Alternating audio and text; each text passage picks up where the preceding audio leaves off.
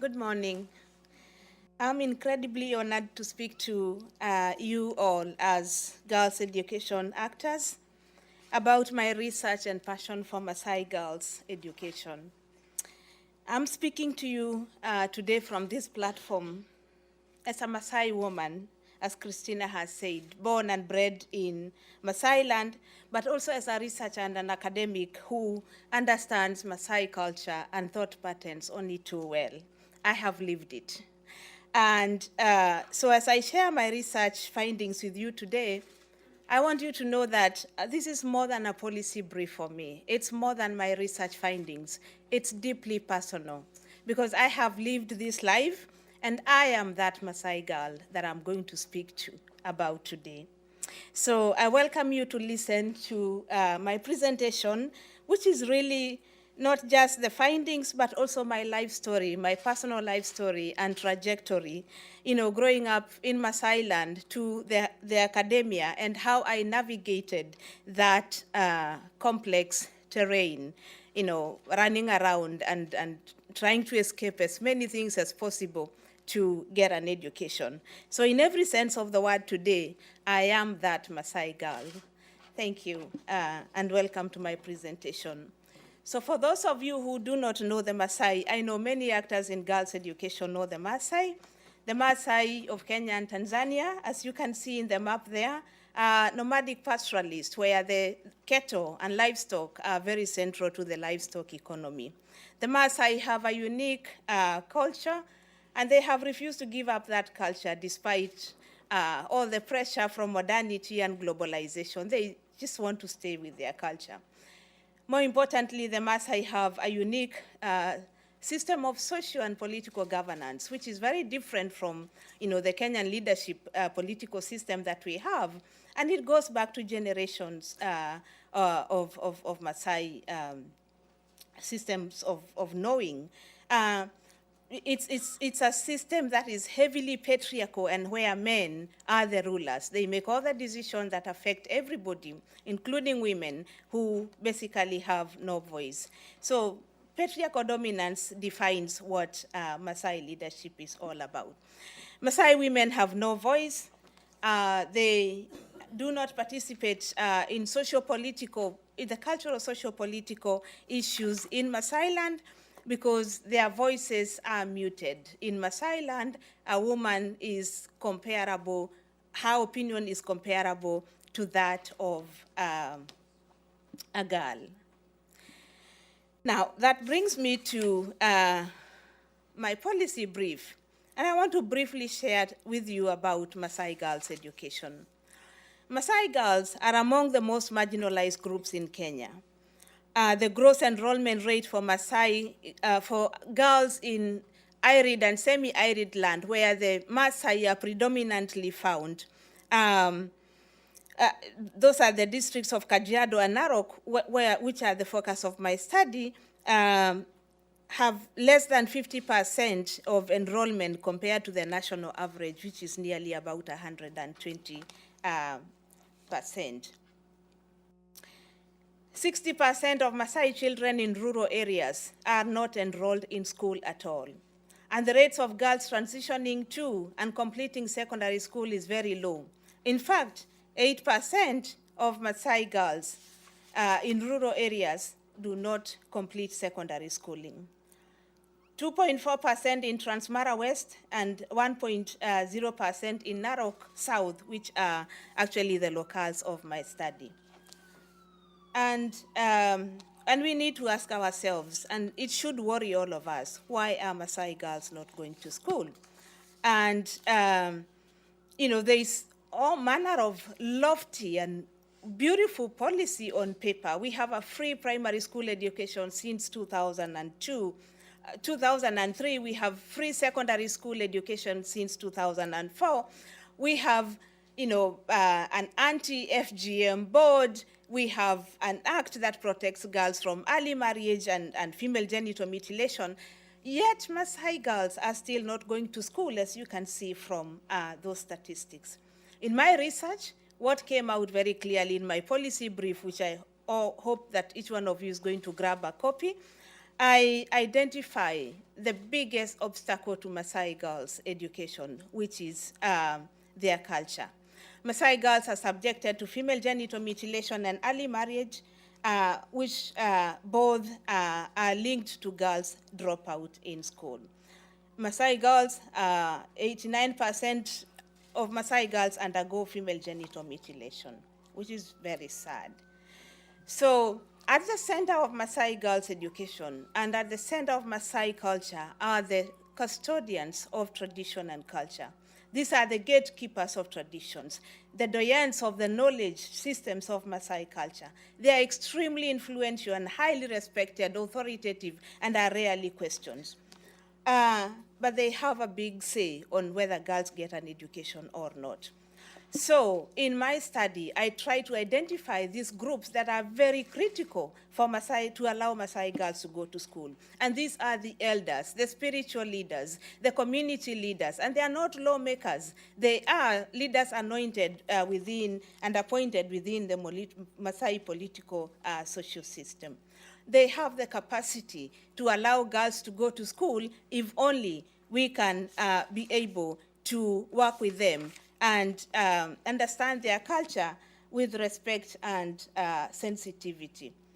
So I identify the role of elders and how we can go about each one of them to be able to allow Maasai girls to go to school. First of all, the elders are very powerful.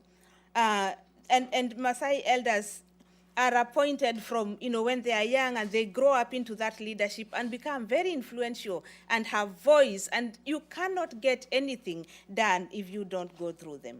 So I think if we engage these elders with cultural sensitivity, trying to understand their thought patterns, understanding their fears about girls' education, I think we'll be able to get somewhere.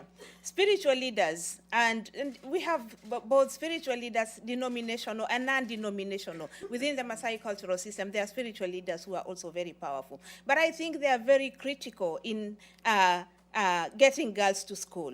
If we can build their capacity to support girls, if we can empower them to challenge cultural practices using their religious platform to speak, then we have the most exciting thing that is happening in Maasailand is we have generational change, a new group of actors, the anti-cat warriors, who are taking culture head-on and saying they don't want girls subjected to female genital mutilation, which stops girls from continuing with their school. And so they are emerging as powerful voices and allies for girls' education, and all focus should be looking at this group. Then we have the untapped social capital, the mothers. My mother was very critical in my getting an education. Girls I spoke to throughout my research and in the work that I do at Egerton University told me about the role their mothers played to help them run away from culture to get an education. And we need to build capacity for girls themselves. Over and over again, girls I spoke to told me that everyone is making decisions for me and nobody is asking me what I want, what is my perspective about education. So I think if we work with all these groups and empower them and make sure that their capacities are built, that we sensitize them about all the things that are going on, I think we'll be able to win the battle for Maasai girls' education. Thank you so much for listening to me. I now welcome my colleagues to the panel. Thank you.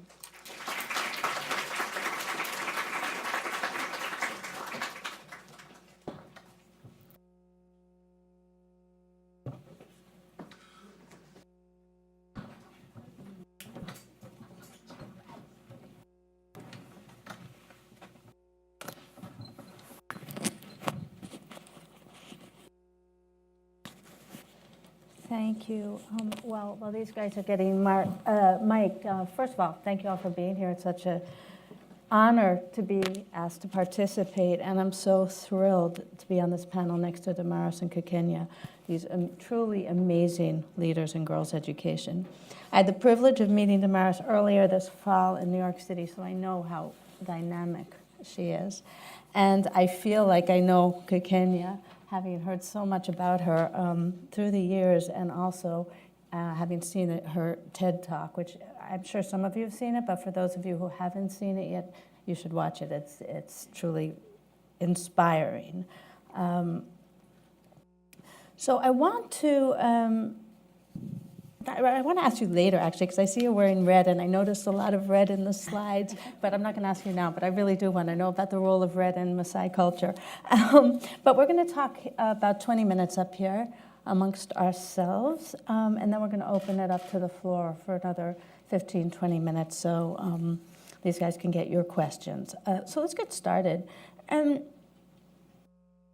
just want to ask you first, for some perspective and sort of, what is it like to grow up a girl in Maasai culture? Start with you, Kenya. Thank you so much for having me, and good job, Damaris. Growing up as a Maasai girl, you grow up around your mother, so whatever she's doing, you do. So she's going to the river to collect water, she's getting the firewood, she's making the food, so whatever your mother is doing, you're doing from the time you actually start walking. You are left with your younger siblings to take care of. Pretty much the idea is that to train you to become a very good mother when you get married. I'm going to get to you with that question too in a moment, but I want to take this opportunity for those who haven't seen your TED Talk, for you to talk about how you changed that a bit for yourself. Will you give us a sense of your story and how it led to you founding the Kenya Center for Excellence? So the girl I described was me, and the same with Damaris. I was actually engaged when I was 5 years old. So I grew up knowing that my husband is from this other family, and my mother-in-law visited my mother all the time. And there was this relationship that was going on that, made sure that, it continues. And the reason, and Damaris talks about the mother, my mother was very hardworking. So that family, so that my mother is hardworking, so they need to book the girl so that she can also be hardworking. But when I went to school, as Damaris said, that, we go to school to socialize. We don't go to school to become, I don't know what, we go to school to socialize. I went to school, but when I got to school, I found something else. I found women teachers, and that really attracted me. They were coming from other communities. And when I looked at that, I was like, wow, I want to be a teacher. And as a young girl, what you aspire at that time was to dress up nicely. So I thought these teachers were dressed nicely with nice clothes. And so I thought that's what I wanted. But I remember I'm being engaged, or I have a husband waiting. At the age of 13, when I was now considered mature because you're reaching puberty and people see that you're a big girl, we go through female genital cutting as a transition from childhood to womanhood. And, I thought if I go through this, I was going to get married. So I wanted to stay and cut without going through FGM. But it's something that's so deeply valued in the community. It gives status to your parents, it's like the thing that it holds so special. So you can't really just say, I can't go through this. I want to remain uncut. That's like unheard of. So Tamaris talked about the transition. Once you go through it, you get married. You are now considered a woman, and you have to get married. But I found a way to negotiate with my dad that I could only go through that. So your first gatekeeper, so to speak. Yeah, I could only go through that if he lets me go back to school. Otherwise, I was going to run away. And most of us who have the education we've been running away from many things. But that was my very first decision that, I wanted to go to school. And so I ran away. I negotiated to go through the cut and go back to school. But what was key after that was my mother bringing a nurse, something that you're not supposed to do, to help me heal faster, because it takes months and infections that you're supposed to heal naturally. Yeah, but I'm here. And so just briefly, so and that led you made a commitment to yourself and to your community, right? That if you were able to stay in school, that you were going to play it forward, so to speak. I think, when Damaris is talking about the issues that we talk about, it's really our life. And when you've gone through female genital cutting, when you have escaped early marriage, and know that others are still going through that. I mean, this makes you not sleep. This makes you want to reach out. This makes you want to change. And there is that disconnect between, we'll go into that later, and where Damaris is talking, we have all these entities and laws that are supposed to protect us, but it's not protecting us. FGM is against the law in Kenya. It didn't protect me. So we feel that, I went through it, but no other girl should go through what I went through. We want to pave the way to make sure that girls go to school. So I started the school because I know that education is the most important tool that you can give a woman, give a girl. She unleashes her potential when she can raise her voice, when she has access to school. And I have 300 girls that I'm supporting in my school, who I know that's the next generation of, we are ending FGM, and it starts with those 300 girls that I have. So we are going to get to that point, which I think is at the heart of what we're going to talk about, that disconnect between policy and what's happening on the ground. But Damaris, you also grew up a Maasai girl. What made your experience different from the average girl? And how has that experience informed the work that you do? First of all, growing up as a Maasai girl was very complex and very difficult, but I had allies. I was fortunate I had allies. I grew up in a large family where we had so many men, and my brothers went to school, and they supported me a great deal. But my mom was my greatest ally. And until recently is when I discovered that she was, playing cat and mouse with culture, because my mom never allowed me to stay in the village during school holiday. I was always in Nairobi with relatives, and I came to realize later that she was making sure that I don't go through the cultural rituals. But my father was very easy. I didn't face pressure from my father. I was his favorite child. He loved me, and I was so thin and so small that he felt the need to protect me all the time. And I was smart in school, so I kept passing my examinations. And when I did that, I would negotiate with my mom and my dad that, I passed this grade, can I go to the next one? And that's how I found myself at the university. I kept passing, and so it was not difficult, because in Kenya, if you fail your examination, then your parents will have to pay extra money for you to get a school. So that was not my experience, and so that propelled me to school further. But when I got myself to the university and rose to become a professor, and I was appointed as director of Agenda Institute, a women-centered organization, that is when I came face to face with all these massive challenges. We are selecting girls for, to join university, and I couldn't trace a single Maasai girl. And that pricked me so bad. It cost me sleepless nights, and I decided to do something about it. And so I use my platform and my voice. Every time I have an opportunity to go to Maasailand, I carry boxes upon boxes of brochures from the university and from schools, and I go and tell the elders, look, if your daughter passes or your son passes, he can come to the university and do this degree, and call me. And every time our national examinations are announced on national television, my phone cannot stop ringing, and I cannot keep up the pace of the children that are sent to me with nothing.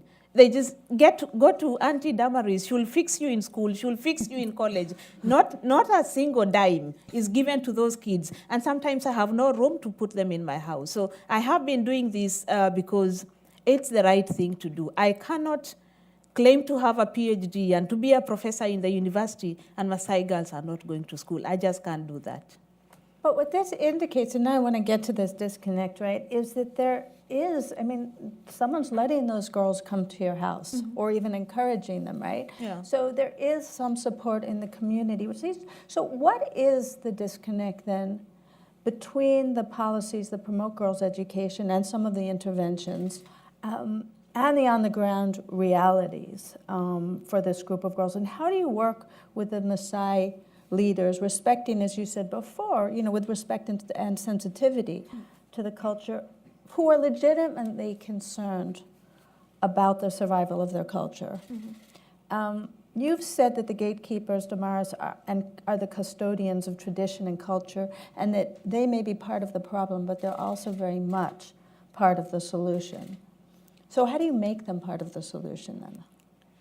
Yeah, it's about knowing and understanding Maasai culture and the thought patterns and the fears. Like one professor described it as Maasais having an education complex, that they are so afraid that when their children are exposed to an education, they will lose their children. They will adopt strange manners and speak English and not know what to do respecting elders, because Maasai value system is founded on deep values of respect of the hierarchy.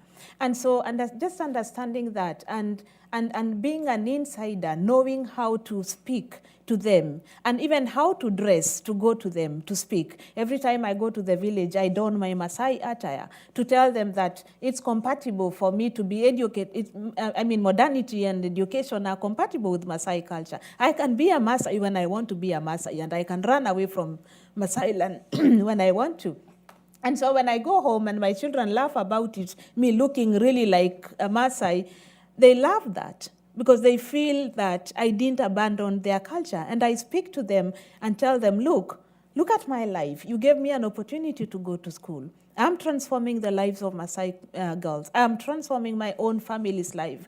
In my family, my generation, FGM and early marriage ended there. And no one has ever spoke to me about, I have a daughter, most of you at Brookings saw my daughter when she came here. She's training to be a lawyer. I go with them and I tell them, look at my daughter. Because I went to school, my daughter can become a lawyer to come and fight for your rights.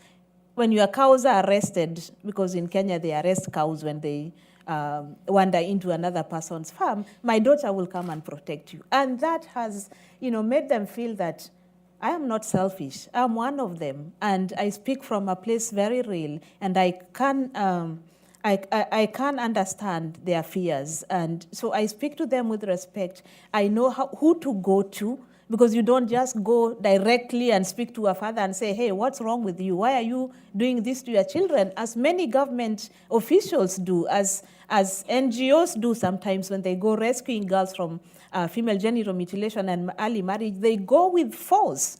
And old men and women are arrested and thrown in jail, and they don't understand why that has happened to them. So it's important that you come from there, that you understand them, but also how do you go to them? So does the change, do you think, have to come from within Maasai culture? And you use tradition in order to achieve your ends.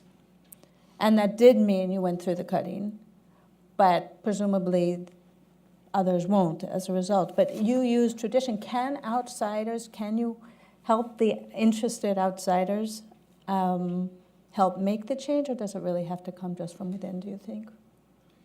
I think outsiders are very well-meaning when they come in to help Maasai girls. That can be damning praise. Yes, yeah, I know. They mean well, but at the same time, sometimes how outsiders have framed the whole issue of Maasai culture makes Maasai people very defensive. For example, a classic example is using the language of rights.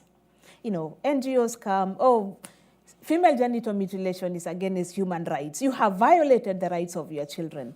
A Maasai old man doesn't understand what rights are. They have not gone to school. They can't read or write. So what is human right to a culture that has been passed on from generation to generation? And that's not in any way to say I support FGM. That is simply to say you cannot uproot or fight FGM using force or the law. You have to speak to people. You have to sensitize them. You have to tell them in your language, in a language they understand, that FGM and early marriage is wrong because it harms a girl. It does this to a girl. What Kenya, can you describe your experience promoting girls' leadership and empowerment among the custodians of tradition, as we've been talking about? I mean, your boarding school is full of girls, right? Yes. So I suspect that means you've had to convince someone, often the father, to allow his daughter to come to your school. So you must be an expert at this. What's your approach? I think when we go back to the question about the disconnect between well-meaning policies, free primary education. So what that does is that classes are flooded with kids, and in the rural communities, there are actually no resources. And in that class where you have 70 kids in first grade, the boys will be the ones asking questions and sitting at the front. The girls will be at the back. So from that point, the girls is already left out. And in our country, you can't proceed to the next class if you don't do well in the exams. So that's first ticket. So if you don't go to class 2, you stay in class 1, you continue being older, you go to class 2, you're just pushed behind, and by the time you're in 4th grade or 5th grade, your father says, you know, I don't see the value of you going to school because you're really not doing well, so why don't you just get married? Furthermore, if she gets married, the father will get 9 cows or 8 cows or whatever number of cows, and that cows can actually be used to educate the boy who is smart in class. So, and the girl's life, it's when she goes home, she's not going to read, you know. First, there's no electricity or lamp, and the little lamp that is there, sometimes they're given to the boys to use for reading. The girls is busy cooking. So there's a whole lot of areas of life that we don't understand. I mean, maybe we understand in talking, but in actualizing, it's a whole nother thing. The reason I created a boarding school for girls is because I looked at all that. Yes, you can still have a school and have girls walk, but she will be walking 3-4 miles, and on that road to school, she's susceptible to violence, rape, and I mean, there are all these issues that, and before she woke up in the morning, she was milking. By the time she comes to school, she's tired. Mm-hmm. She had a cup of tea in the morning, no bread, nothing else. And so you have to look at where they're starting from. Mm-hmm. When we opened the boarding school, one of the biggest, I think, attraction was that it was free.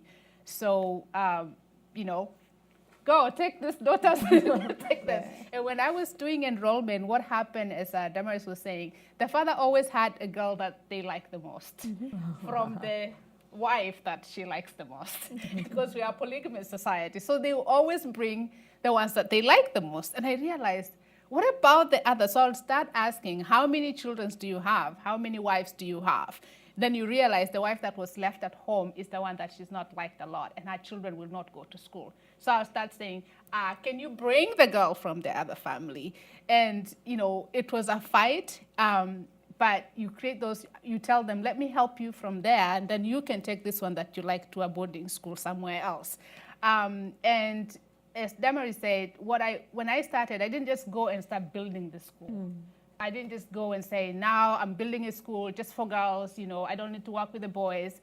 It took me 3 years of talking about, asking the parents, you know, I'll go and talk to the men. I will ask for meetings, which most of the time the men came and the women didn't come. And then I'll end up saying, but I want the meeting with the mothers now. It took 3 years of talking about what do we need, because I didn't want it to be like me. I mean, men were always saying, oh, we need a very good school for boys. But the good thing I had, knowing the culture is good, I would tell them, but we have many boys who are educated, who are in university, who are leading, you know, head of banks. And I said, why don't we go to them to build a school for boys and let me build a school for girls? And, you know, at first they said, but you're a girl, you've never really built. And, you know, there was a lot of talking. And then I finally asked them, I needed their blessings and I needed their stake. And they said, well, we bless you and we're giving you land to build the school. That's their most valuable thing in Maasai, is to own land. So they gave me land where the school is from the Maasai. It's the elders that gave me the land. And every time I needed to do something, I always went to the chief. Because when you talk about FGM, the chief is supposed to be the one who is going to rescue the girls, who is at the bottom. But realize this chief is Maasai, is mutilating his girls, is marrying his girls. So how is he going to help another girl from another family? So he's the culture. He's not going to implement what the government is saying. So my first incidence of girls, one of our girls was supposed to, technically go through female genital cutting. And I tried to go to the chief. The chief refused to help me because he said, this father, the man from that family, we have families that are known that is so traditional. You don't touch, Olebonis, that you can't touch a kid from that family. And I talked to the chief couldn't help me. Then I go to the Harper Eye, the DC. The DC is like, Hoka Kenya, we go get the girl, where do we take her? And I realized he doesn't want to do it because at the end, it's the chief who needs to do it. Yeah. So that's when I had to pull the law from their bath. So I found the PS, the biggest, law enforcer to get everybody running down to do the work. And that said precedence because I kept pushing and pushing and pushing. You know what the chief came? He came to the school and said, any girl who comes to this school is not going to be cut. He made every father and every mother to promise not to do that. And that became the law.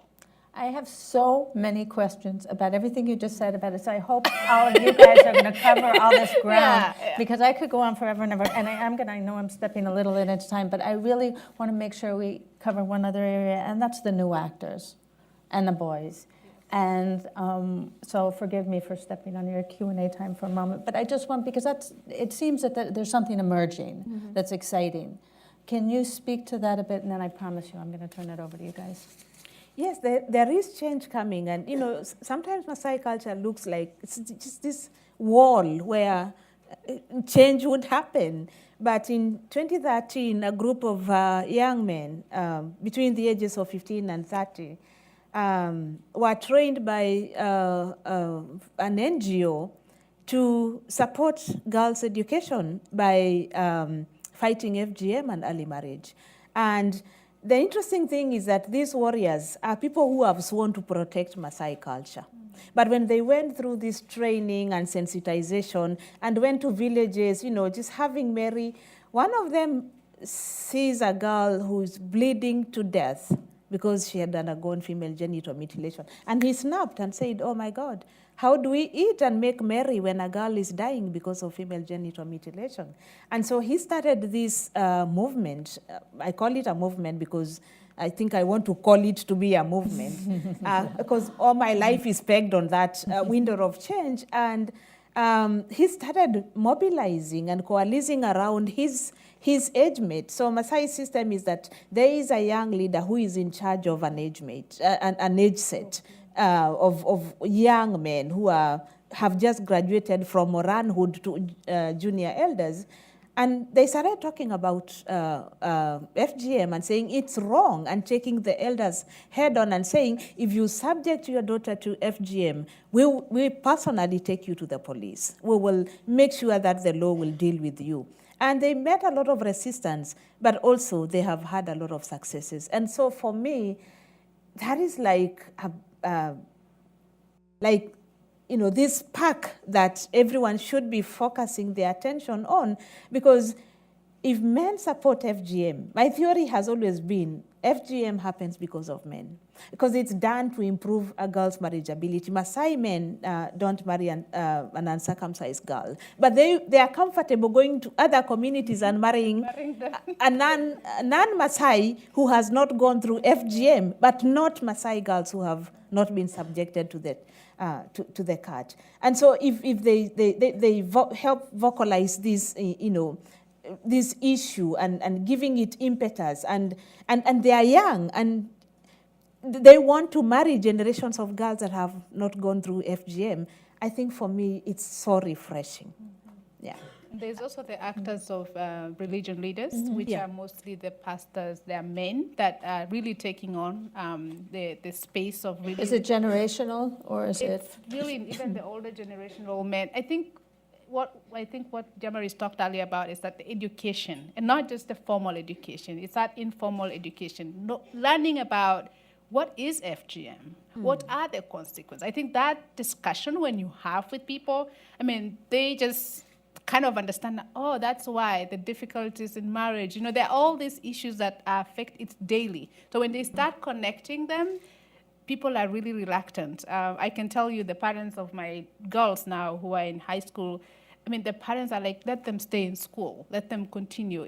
There's a pride when a girl succeeds, and everybody wants to be part of that success. Yeah. And that is the mind change, where it's not just, there's a new generation that's coming up, which is really exciting, because I'm always asked, who is going to marry your girls? But there's also that age that now people are starting to realize, let our girls go to school. And the only way you can let the girl go to school if you stop mutilating her. Okay, I really want to ask a lot of other questions, but I'm not going to.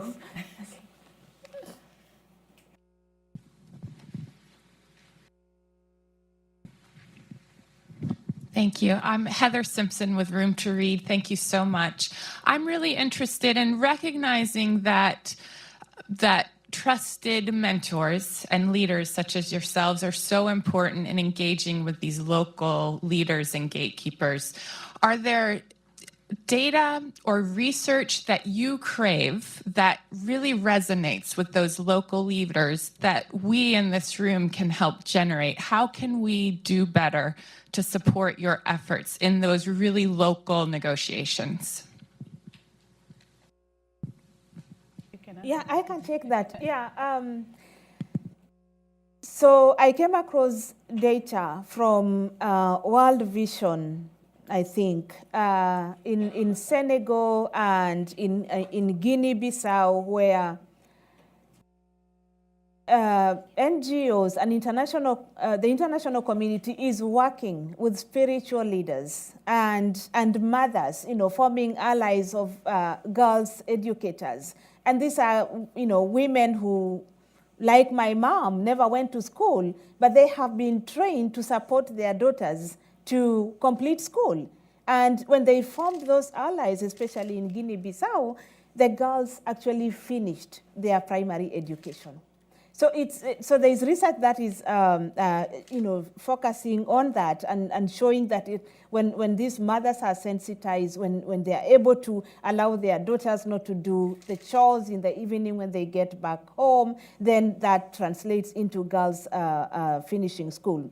Also, the same study showed that when people worked with spiritual leaders, and in Africa, spirituality is a big deal.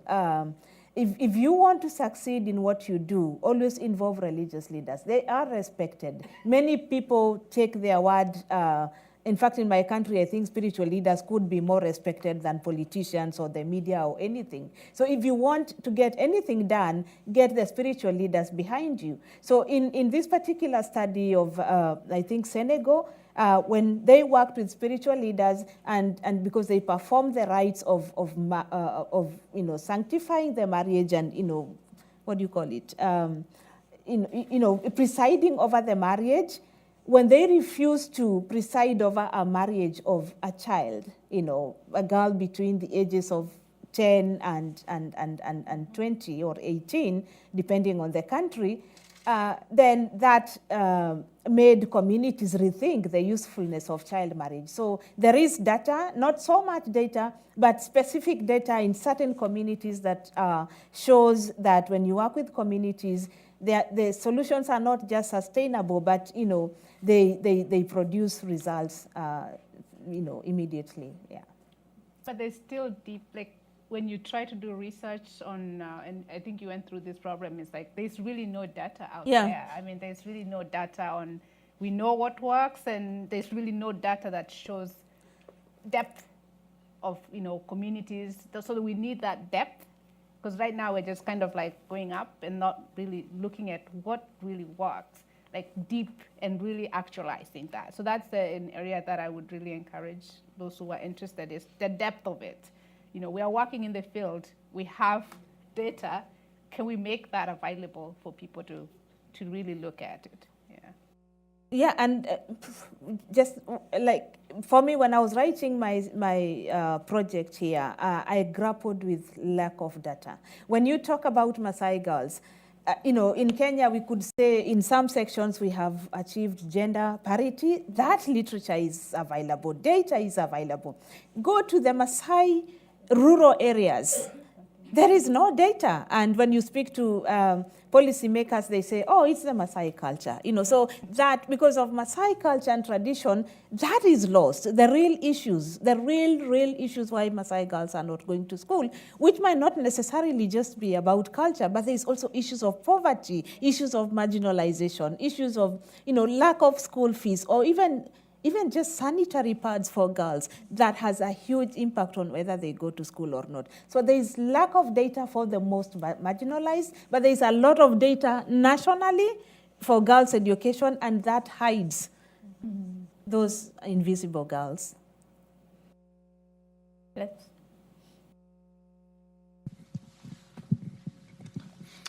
Thank you. Hi, Kakania and Damaris. It's nice to see you again. I have a quick question about engaging with some of these young men that are cultural gatekeepers of sorts, but I have to share a short anecdote to explain why. So we work with an organization called Wiser Girls out in Western Kenya in the Lake region, and we have had significant progress in girls' education outcomes over the past couple of years, 100% tertiary enrollment, 0% dropout due to pregnancy and early marriage. The consequence is that local men in the region have started expressing sentiments about how this feels like a threat. And sometimes men will want to talk to me, they'll want to have man-to-man chats, and so you start getting insight into what they think about girls' education.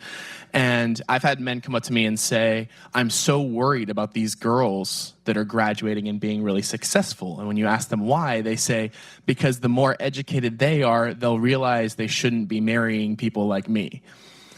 And that may be true, and I'm wondering if you have experienced any of this sentiment among some of the young men that you're working with and engaging with, because that feels like a very different concern to me. It feels like a self-interested concern rather than a defense of a cultural system. How do you address that concern about self-interest? We have a couple of minutes left. So. Should I go first? Sadly. Absolutely. I have grappled with that personally, on a personal level, and no Maasai man could marry me because I'm educated. And in my study, as I was speaking to men, Maasai men here in America, and there is a large Maasai diaspora here in Washington, D.C., but back home, the stories they told me was, I don't want to marry a Maasai girl who is educated because she will challenge culture, she will challenge authority, she will not take crap from men. And yeah, so the tensions are real, but it's not just about Maasai women.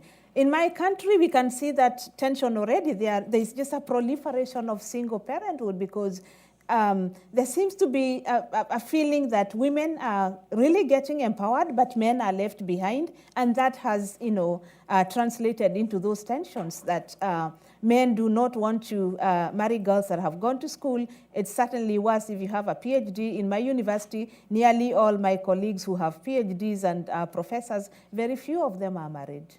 Toka Kenya, are you worried about that for the girls in your school? Should it be a concern? Is it a concern? Is it an irrelevance? No, because I think, that men have really gotten so many opportunities, and I think the fear is that space of fear.